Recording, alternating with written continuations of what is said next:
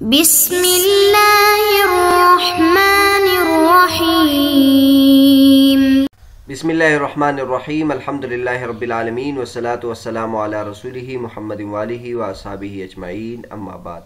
سنن ترمذی جلد اول سبق نمبر 57۔ آج کے سبق کا عنوان ہے داڑھی میں خلال کرنا حصہ دوم۔ پچھلے سبق میں داڑھی کے خلال سے متعلق امام ترمذی رحمۃ اللہ کی جو حدیث تھی وہ آپ کے سامنے ذکر کی تھی۔ آج کے سبق میں ان میں سے جو اختلافی مسئلہ ہے وہ ذکر کریں گے۔ تو پہلے ایک حدیث خلاصے کے طور پر آپ کے سامنے دوبارہ ذکر کی جاتی ہے۔ حسان بن بلال کہتے ہیں کہ میں نے عمار بن یاسر رضی اللہ تعالیٰ عنہ کو دیکھا کہ انہوں نے وضو فرمایا اور داڑھی کا خلال کیا، تو تعجباً میں نے پوچھا کہ آپ داڑھی کا خلال کر رہے ہیں؟ تو انہوں نے کہا کہ ہمیں کیوں نہیں کرنا چاہیے جب میں نے نبی کریم صلی اللہ علیہ وسلم کو داڑھی کے خلال کرتے ہوئے دیکھا ہے۔ تو داڑھی کا جو خلال ہے پھر یہ عمار بن یاسر رضی اللہ تعالیٰ عنہ کی جو حدیث ہے یہ دو طرق سے امام ترمذی رحمۃ اللہ علیہ نے ذکر کی ہے، اور اس کے بعد پھر یہ بھی بتایا کہ اس میں دیگر صحابہ کرام کی حدیث بھی منقول ہے۔ اس کے بعد پھر حدیث پر حکم لگایا ہے کہ حدیث جو ہے منقطع ہے، کیونکہ ضعیف ہے، کیونکہ اس میں عبد الکریم نے حسان بن بلال سے کا سماع ثابت نہیں ہے۔ اور اس کے بعد پھر امام بخاری رحمۃ اللہ سے نقل کیا تھا کہ اس باب میں جو سب سے زیادہ اصح حدیث ہے وہ حضرت عثمان رضی اللہ عنہ کی حدیث ہے۔ اور پھر اس کے بعد امام ترمذی رحمۃ اللہ علیہ نے ائمہ کا مسلک ذکر کیا تھا کہ اکثر اہل علم داڑھی کے خلال کے قائل ہے۔ امام شافعی رحمۃ اللہ، امام محمد رحمۃ اللہ علیہ بھی اس کے قائل ہے، لیکن پھر اس کا درجہ بتایا کہ جمہور اہل علم کے نزدیک یہ سنت کے درجے میں ہے، اور اسحاق بن راہوے کے نزدیک یہ وجوب کے درجے میں ہے، لہٰذا اگر کسی نے قصداً چھوڑا تو اس کا اعادہ کرے گا۔ پھر اس کے بعد امام ترمذی رحمۃ اللہ نے عثمان رضی اللہ عنہ کی سند والی حدیث بھی ذکر کی ہے۔ تو یہ آپ کے سامنے پھر اس کے رجال کے حالات بھی آپ کے سامنے ذکر کیے تھے۔ آج کے سبق میں اس کا جو فقہی مسئلہ ہے وہ ذکر کرتے ہیں۔ سب سے پہلے یہ ہے کہ جو ائمہ کے مسلک ہے وہ کیا ہے۔ تو احناف کا جو مسلک ہے وہ ایک تو بعض ائمہ سے داڑھی کے خلال کے سنت کے بارے میں منقول ہے اور بعض سے آداب میں منقول ہے۔ آپ حضرات کو پتہ ہے وضو کے جو اعمال ہے اس کو 5-6 اقسام میں تقسیم کیے ہیں، بعض فرض ہے، بعض واجب ہے، بعض سنت ہے، بعض مستحب ہے، بعض آداب ہے۔ تو اب یہ داڑھی کا خلال یہ سنت میں سے ہے یا آداب میں سے ہے؟ تو شیخین کے نزدیک طرفین کے نزدیک امام ابو حنیفہ اور امام محمد رحمۃ اللہ کے نزدیک یہ آداب میں شمار ہوتے ہیں، اور امام ابو یوسف رحمۃ اللہ کے نزدیک یہ سنت میں سے ہے۔ لیکن علامہ ابن عابدین شامی رحمۃ اللہ فرماتے ہیں کہ مقصود میں امام ابو یوسف رحمۃ اللہ کے قول کو ترجیح دی ہے، لہٰذا گویا مفتبی مسئلہ کی ہے کہ یہ سنت میں سے ہے۔ کتاب الاثار میں امام ابو حنیفہ رحمۃ اللہ علیہ نے حماد سے، انہوں نے ابراہیم نخعی سے وضو میں یہ بات نقل کی ہے کہ اپنے چہرے کے ساتھ اپنی داڑھی کے ظاہر کو مسح کریں۔ تو اس وجہ سے یہ بھی ایک مسئلہ پیدا ہو گیا ہے کہ بعض فقہ کی کتابوں میں، فقہ حنفی کی کتابوں میں یہ لکھا ہے کہ داڑھی کا مسح کرنا ہے۔ تو اس کے بارے میں انہوں نے لکھا ہے کہ صاحب کنز اور صاحب شرح وقایہ انہوں نے جو یہ بات کی ہے کہ داڑھی کے چوتھائی کا مسح فرض ہے یا کل داڑھی کا مسح کرنا فرض ہے، یہ امام ابو حنیفہ رحمۃ اللہ علیہ کا جو قول ہے یہ مرجوع عنہا ہے، یعنی ان سے رجوع کیا ہے، اور یہ قول امام ابو حنیفہ رحمۃ اللہ کا اب نہیں رہا۔ امام ابو حنیفہ رحمۃ اللہ علیہ داڑھی کے مسح کے قائل نہیں ہے بلکہ داڑھی کے دھونے کے قائل ہے۔ دیگر ائمہ کا کیا مسلک ہے؟ تو امام شافعی، امام محمد، امام اوزاعی، لیث، امام داؤد ظاہری اور امام طبری رحمۃ اللہ علیہ سب کے نزدیک داڑھی کا خلال سنت ہے۔ البتہ امام مالک رحمۃ اللہ علیہ کا کیا مسلک ہے؟ تو اس میں ان سے کئی روایات منقول ہیں۔ ایک میں جواز کا قول ہے، ایک میں ندب کا قول ہے، اور ایک روایت اس میں یہ ہے کہ اگر داڑھی گھنی ہو یا کم ہو تو اس اعتبار سے پھر تفصیل ذکر کی ہے، کہتے اس کے لیے آپ عارضۃ الاحوزی اور المغنی لابن قدامہ اور شرح الکبیر لابن قدامہ ملاحظہ کر سکتے ہیں۔ لیکن یہ وضو سے متعلق ہے۔ جہاں تک غسل کی بات ہے تو غسل میں پھر داڑھی کا دھونا ضروری ہے جمہور اہل علم کے نزدیک، سوائے امام مالک رحمۃ اللہ علیہ اور بعض علماء اہل مدینہ کا مسلک یہ کہ اس میں دھونا ضروری نہیں ہے۔ مذاہب کی مکمل تفصیل ذکر کی جاتی ہے تو یہاں دو مسئلے ہیں، ایک داڑھی کے دھونے کا مسئلہ ہے اور ایک اس میں خلال کا مسئلہ ہے، یعنی جب آدمی چہرہ دھوتا ہے تو چہرے کے ساتھ داڑھی دھونے کا حکم بھی ہے۔ آپ حضرات کو معلوم ہے کہ جو چہرے کا دھونا ہے یہ فرض میں آتا ہے۔ قرآن مجید میں اللہ تبارک و تعالیٰ فرماتے یا ایھا الذین آمنوا اذا قمتم الی الصلاۃ فاغسلوا وجوہکم، تو داڑھی کا چہرے کا دھونا ضروری ہے اور فرض میں سے ہے۔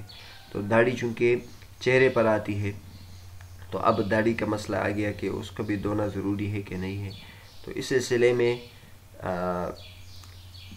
پہلی بات تو یہ ہے کہ داڑھی کی مختلف اقسام ہیں۔ ایک وہ داڑھی ہوتی ہے جو بہت ہی ہلکی داڑھی ہوتی ہے اور وہ چہرے پر ہوتی ہے اور لٹکی نہیں ہوتی ہے۔ تو داڑھی کے آپ حضرات نے دیکھا ہوگا داڑھی کے کل اس طرح یعنی دو قسمیں بن جاتی ہے، ایک لحیہ خفیفہ اور ایک لحیہ کسہ۔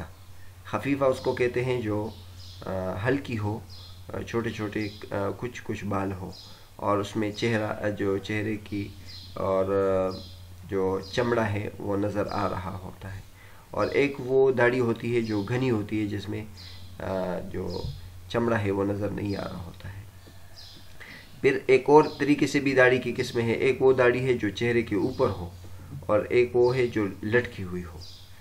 تو لحیہ یعنی داڑھی کم ہو اور لٹکی ہوئی بھی نہ ہو تو اس میں بالاتفاق دھونا ضروری ہے، کیونکہ چہرے کا دھونا ضروری ہے اور یہ داڑھی جو ہے چہرے کے دھونے میں چونکہ مانے نہیں، لہذا یہ ضروری ہے۔ دوسری قسم لحیہ کی یعنی داڑھی کی وہ ہے جو لٹکی ہوئی ہو، یعنی داڑھی کے نیچے سے لٹکی ہوئی ہو، تو اس کا کیا حکم ہے، کیا اس کا دھونا ضروری ہے کہ نہیں؟ تو پھر اس کے آگے دو قسمیں، ایک وہ داڑھی جو لٹکی ہوئی ہو لیکن وہ کم ہو اور اس میں جو چمڑا ہے نظر آ رہا ہو، اور ایک ہوتا ہے کہ گھنی ہو۔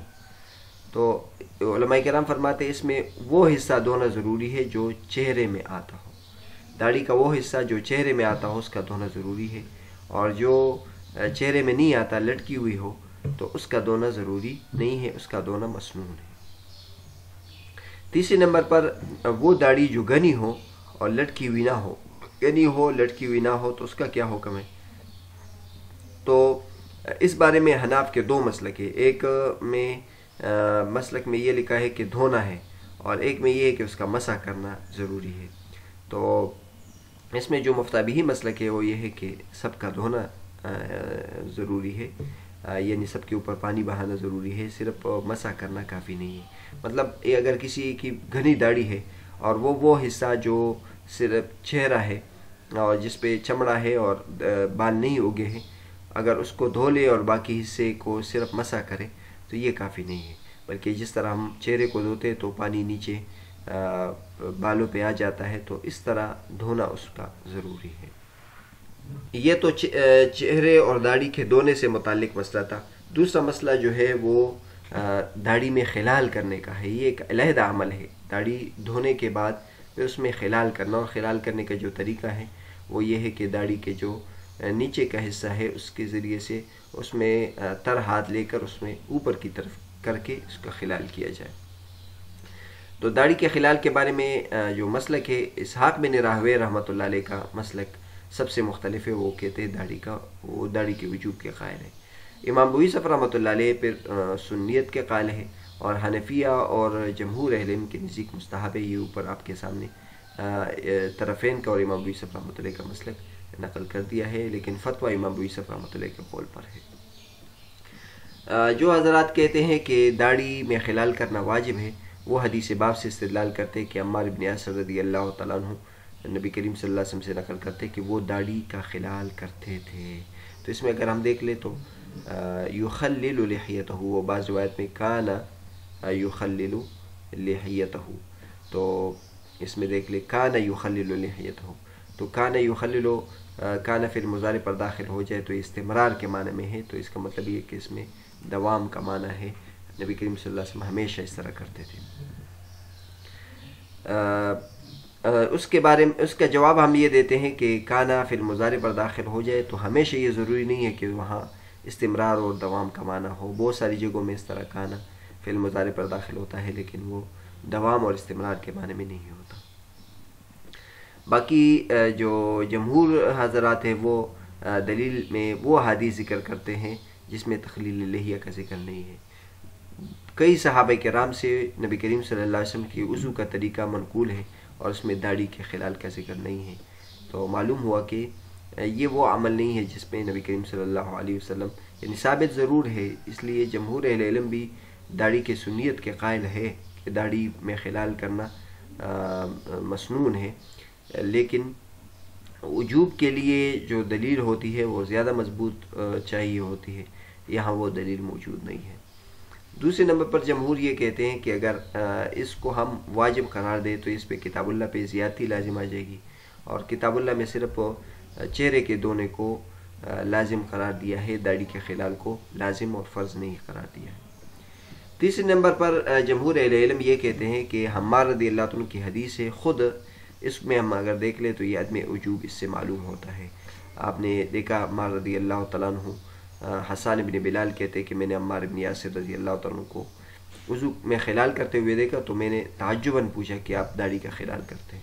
تو اس سے معلوم ہوا ہے کہ داڑھی کا خلال ایک ایسا عمل نہیں تھا جس پر سب لوگوں کا عمل تھا چلا آ رہا تھا، تو چونکہ انہوں نے ایک منفرد کام کیا تھا اس لیے انہوں نے پوچھا تھا۔ اگرچہ سنت ہے، یعنی یہ نہیں کہہ سکتے کہ یہ سنت نہیں ہے، کیونکہ عمار بن یاسر رضی اللہ عنہ جب یہ فرمایا کہ نبی کریم صلی اللہ علیہ وسلم یہ فرماتے تھے تو اس سے معلوم ہوا کہ سنت تو ہے، لیکن اس سے یہ معلوم ہوتا ہے کہ یہ اتنی زیادہ تاکید والی سنت نہیں ہے، اور نبی کریم صلی اللہ علیہ وسلم نے بکثرت اس پر عمل نہیں کیا ہے۔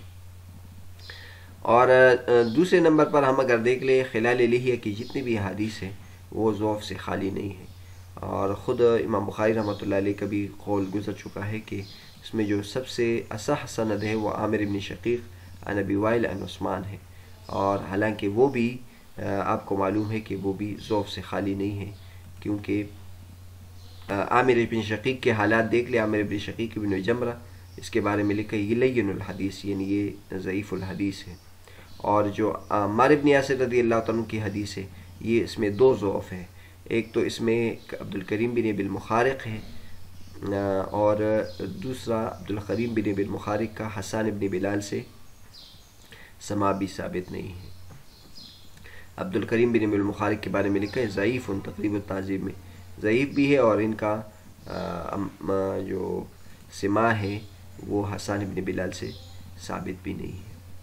تو بہرحال آج کے سبق میں ہم نے داڑھی میں خلال کرنے سے متعلق جو فقہاء کرام کے مسالک ہیں وہ بھی ذکر کر دیے اور ان کے دلائل بھی ذکر کر دیے۔